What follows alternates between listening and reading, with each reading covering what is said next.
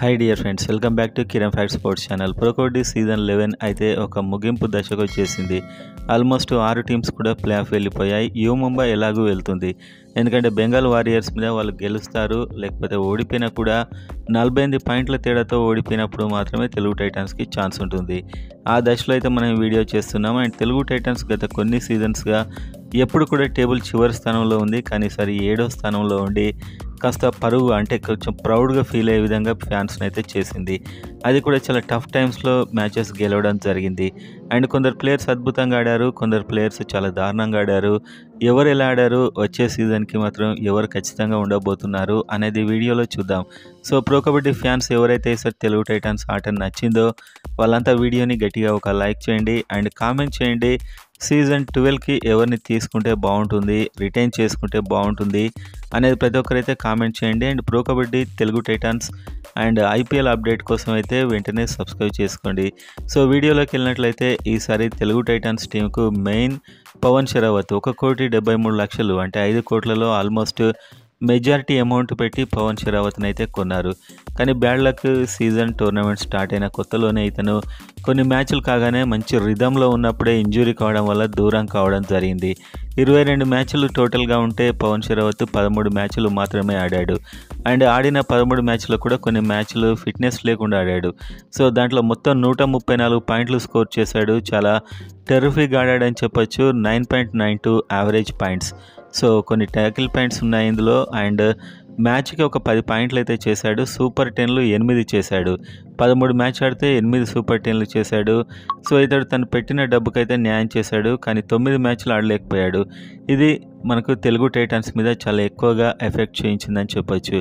So మొత్తానికి strike rate 62% ఇతని success rate అయితే ఉంది. మొత్తం 129 పాయింట్స్ రైడ్ పాయింట్స్ అండ్ మిగతా 5 మాత్రం ట్యాకిల్ పాయింట్స్. ఈసారి కొన్ని ట్యాకిల్స్ కూడా ట్రై చేసి అనవసరంగా పాయింట్స్ ఇచ్చాడు పవన్ షరావత్. సో మొత్తం మీద అయితే ఈసారి ఒక విధంగా హిట్ అనే చెప్పొచ్చు. ఆ ఒక్క ఇంజురీ లేకపోతే మాత్రం అద్భుతంగా ఉండేది. సో అతడు ఇంజురీ అయినా కూడా మిగతా ప్లేయర్స్ చాలా బాగా ఆడారు. సో బాగా ఆడి తెలుగు టైటన్స్ అయితే గెలిపించి ఆల్మోస్ట్ ప్లే ఆఫ్కు తీసుకొచ్చారు. సో ఈసారి ప్లే ఆఫ్ వెళ్ళేదే, కానీ ఒక్క మ్యాచ్లో మనకు విజయ్ మాలిక్ టై అయ్యే మ్యాచ్ అనవసరంగా విన్ కోసం ట్రై చేసి అక్కడ పాయింట్స్ పోయాయి. లేకపోతే చాలా ఎక్కువ ఛాన్సెస్ ప్లే ఆఫ్ వెళ్ళడానికి ఉండేది. అండ్ పవన్ షరావత్ అయితే వచ్చే సీజన్ తెలుగు టైటన్స్ రిటైన్ చేయకపోవచ్చు బహుశా, కాకపోతే ఎఫ్బిఎం కార్డు వాడే అవకాశాలు అయితే ఖచ్చితంగా ఉన్నాయి. సో ఎఫ్బిఎం కార్డుతోని ఇతన్ని రిటైన్ చేసుకునే అవకాశాలు వచ్చే సీజన్ కూడా తెలుగు టైటన్స్కి ఉన్నాయి. సో ప్రజెంట్ ఫామ్ని బట్టి చూస్తే ఒక కెప్టెన్ మెటీరియల్ కాబట్టి ఇతడు తెలుగు టైటన్స్కి ఇంకొక సీజన్ కూడా ఆడబోతున్నాడని నాకైతే అనిపిస్తుంది. అండ్ ఇంకొక ప్లేయర్ క్రిషన్ దుల్. సో ఇతన్ని 70 లక్షలు పెట్టారు. సో సెకండ్ హైయెస్ట్ అని చెప్పొచ్చు. ఇతన్ని ఎంత హోప్స్తో కొన్నారు, డిఫెండర్. సో ఇతడు చాలా దారుణంగా నిరాశపరిచాడని చెప్పొచ్చు. ఆడిన మ్యాచ్లు మొత్తం 19 మ్యాచ్లు ఆడాడు. అండ్ ట్యాకిల్ పాయింట్స్ కేవలం 21. అండ్ ఇతని ట్యాకిల్ సక్సెస్ రేటు 29%. అంటే 100 సార్లు ట్రై చేస్తే 29 సార్లు సక్సెస్ అయ్యాడు. సో మొత్తం మీద అయితే ఈసారి టీం పరాజయాల్లో చాలా ఎక్కువ మెయిన్ పార్ట్ ఇతందే. ఎందుకంటే మెజారిటీ డబ్బులు పెట్టి ఇతన్ని కొన్నారు. ఇతడు ఆడితే మాత్రం ప్లే ఆఫ్ వెళ్ళిపోయేది. సో ఫస్ట్ 1-2 మ్యాచ్లు మెరుపులు మెరిపించాడు, తర్వాత అయితే ఆడలేదు. సో ఇతడు ఒక హైఫై కూడా చేశాడు ఒకటి, అంటే ఒక మ్యాచ్లో 5 పాయింట్స్ ఇతను ట్యాకిల్ పాయింట్స్ చేశాడు. అండ్ యావరేజ్ ప్రతి మ్యాచ్కి ఒక ట్యాకిల్ పాయింట్ మాత్రమే ఉంది ఇతంది. సో సక్సెస్ రేట్ ఏమో 29% ఉంది. సో ఖచ్చితంగా వచ్చే సీజన్కి ఇతన్ని అయితే వదిలిపెడతారు, అందులో డౌటే లేదు. సో రిలీజ్ కాబోయే ప్లేయర్ క్రిషన్ దుల్ అని చెప్పొచ్చు. అండ్ ఇంకొక ప్లేయర్ అజిత్ పవార్. సో ఇతడు లెఫ్ట్ కవర్. సో లెఫ్ట్ కవర్లో మొత్తం 22 మ్యాచ్లు ఆడాడు. ట్యాకిల్ సక్సెస్ రేటు 43%గా ఉంది. ట్యాకిల్ పాయింట్స్ 34 ఉన్నాయి. సో మొత్తానికి ఒక హైఫై చేశాడు. అండ్ ప్రతి మ్యాచ్కి యావరేజ్గా 2 పాయింట్లు. సో ఒక విధంగా ఇతడు చాలా సక్సెస్ అని చెప్పొచ్చు. చాలా తక్కువ డబ్బుకు తీసుకున్నా కూడా న్యాయం చేశాడు అజిత్ పవార్. సో లెఫ్ట్ కవర్లో ఉన్న ఈ ప్లేయర్ వచ్చే సీజన్ కూడా కంటిన్యూ అయ్యే అవకాశాలు, రిటైన్ అయ్యే అవకాశాలు ఎక్కువగా ఉన్నాయి. సో ఇతని సక్సెస్ కూడా తెలుగు టైటన్స్ ఇంత మంచి పర్ఫార్మెన్స్కి కారణం. అండ్ ఇంకొక ప్లేయర్ ఆశీష్ నర్వాల్. సో ఎవరు ఎక్స్పెక్ట్ చేయని ప్లేయర్ 13 లక్షలు మాత్రమే పెట్టుకున్నారు ఇతన్ని, రైడర్. సో మొత్తంగా 22 మ్యాచ్లు ఆడాడు, కానీ మ్యాక్సిమం రైడింగ్ అయితే ఇతను చేయలేదు. కొన్ని సందర్భాల్లో, కీలక సందర్భాల్లో మాత్రమే చేశాడు. మిగతా 13 మ్యాచ్ల్లో పవన్ షరావత్ ఎక్కువ రైడ్ చేసేవాడు. సో మొత్తంగా ఇతని పాయింట్స్ అయితే టోటల్గా 47% రైడ్ సక్సెస్ రేట్ ఉంది ఇతనికి. అండ్ ఈసారి ట్యాకిల్స్ కూడా చేశాడు. అది కూడా ఒక 48% సక్సెస్ రేట్. అండ్ ఓవరాల్‌గా 138 పాయింట్స్ అయితే స్కోర్ చేశాడు. అండ్ మ్యాచ్‌కి ఒక 6 రైడ్ పాయింట్స్ యావరేజ్‌గా.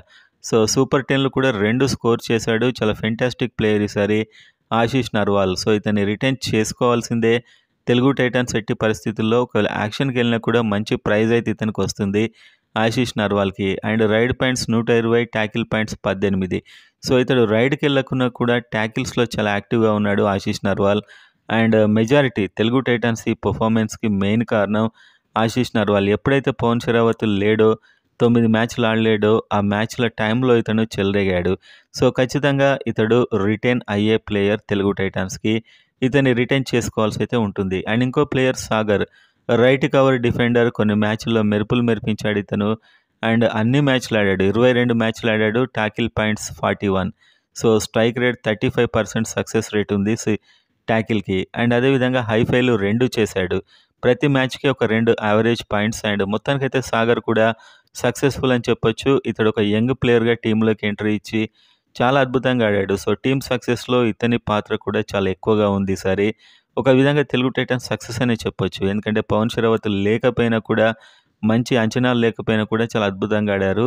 గత కొన్ని సీజన్‌లో చివరి స్థానంలో ఉన్నారు. సో, సాగర్ మెయిన్ పాత్ర ఉంది ఇందులో. అండ్ ఇంకో ప్లేయర్ మంజిత్. సో, ఇతను 27 లక్షలు పెట్టుకున్నారు. ఒక రైడర్. చాలా ఎక్స్‌పెక్ట్ చేశాం. కానీ ఒక మ్యాచ్‌లో ఒక 6 రైడ్ పాయింట్స్ తెచ్చి ఇతడైతే మెరుపులు మెరిపించాడు. మ్యాచ్‌లు 14 ఆడాడు. నిజం చెప్పాలంటే ఇతనికి కన్సిస్టెంట్‌గా ఛాన్స్ ఇవ్వలే అని చెప్పొచ్చు. సో, రైడింగ్‌కి పంపలే. Total raiding points 20 points. ఇతడుకు రైడ్ సక్సెస్ రేటు 27% మాత్రమే ఉంది. అండ్ మ్యాచ్‌కి 1.5 అంటే ఇతనికి ఎక్కువ రైడ్‌కెళ్ళే అవకాశాలు రాలేదు. సబ్‌స్టిట్యూట్‌గా వచ్చేవాడు. సో, కాన్ఫిడెన్స్‌గా అవకాశాలైతే ఇవ్వలేదు. కానీ మంచి రైడర్ అని చెప్పొచ్చు. కాకపోతే ఈ సీజన్‌లో నిరాశపరిచాడనే చెప్పుకోవచ్చు మనం. అండ్ ఇంకొక ప్లేయర్ నెక్స్ట్ చూస్తే శంకర్ గడాయ్. సో, ఒక ఆల్‌రౌండర్. అండ్ 18 మ్యాచ్‌లు రెగ్యులర్‌గా ఆడించారు ఇతన్ని. క్రిషన్ దుల్ ఫెయిల్ అయినప్పుడల్లా అతని స్థానంలో ఇతన్ని ఆడించారు. Total points 17.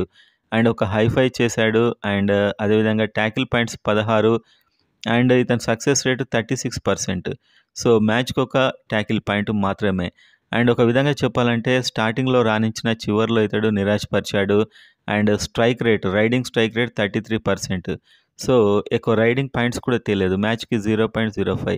సో, మొత్తానికి ఇతడైతే పెద్దగా ఆడలేదు ఈసారి. శంకర్ గడాయ్‌కి ఛాన్స్‌లొచ్చాయి. కానీ ఇతను ప్రూవ్ చేసుకోలేదు. ఇతన్ని రిటైన్ చేసుకున్నారు యాక్చువల్‌గా సీజన్ 10 నుంచి. సో, ఇతన్ని వదిలిపెట్టే అవకాశాలు ఈసారి ఎక్కువగా ఉన్నాయి శంకర్ గడాయ్‌ని. సో, నేను కూడా ఇతన్ని వదిలిపెట్టాలనే కోరుకుంటాను.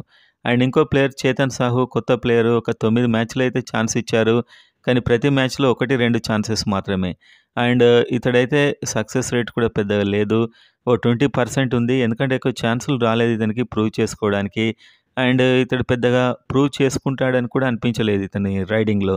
సో, మొత్తానికైతే చేతన్ సాహు రిలీజ్ అయ్యే వాళ్ళలో ఉంటాడని నాకైతే గట్టిగా అనిపిస్తుంది. అండ్ ఇంకో ప్లేయర్ సుందర్ లతర్. పెద్ద ఛాన్సులు లేదు. 3 మ్యాచ్‌లు ఆడాడు. ఒక టాకిల్ పాయింట్.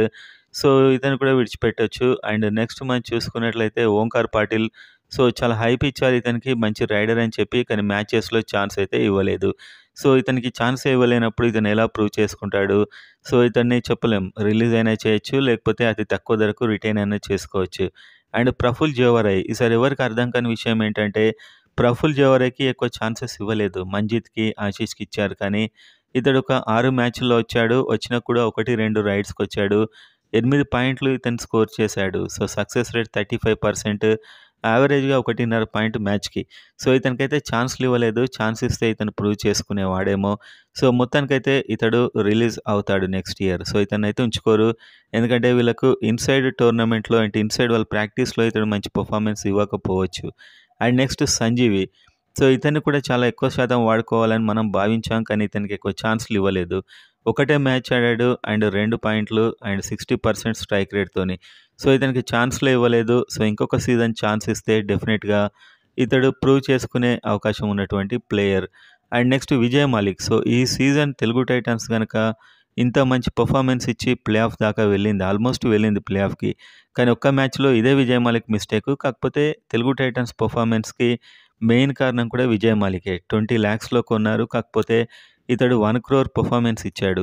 సో, మొత్తం మ్యాచ్‌లు 22 ఆడాడు. అండ్ ఇందులో టాకిల్ పాయింట్స్ మొత్తం points total points 183, 172 raid points and 11 tackle points ఉన్నాయి మొత్తం మీద. సో, ఇతని స్ట్రైక్ రేట్ కూడా 50% ఎబోవ్ ఉంది. సూపర్ 10లో 7 స్కోర్ చేశాడు. అండ్ మొత్తానికైతే చాలా ఫెంటాస్టిక్ ప్లేయర్.